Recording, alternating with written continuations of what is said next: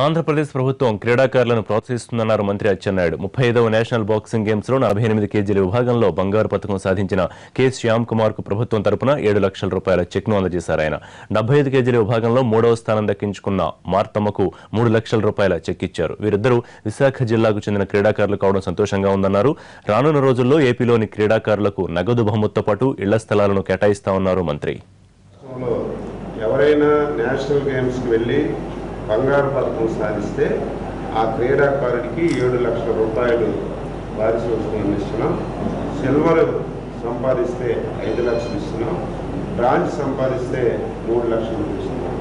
ఈరోజు విశాఖపట్నం చెందినటువంటి శ్యామ్ కుమార్ నేషనల్ గేమ్స్లో ఈరోజు గోల్డ్ మెడల్ సాధించారు. ఆయన ఈరోజు ఈవెంట్లో ఉన్నాడు.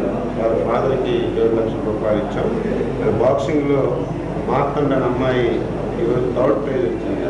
దానికి 3 లక్షల రూపీస్ ఈరోజు ఇవ్వడం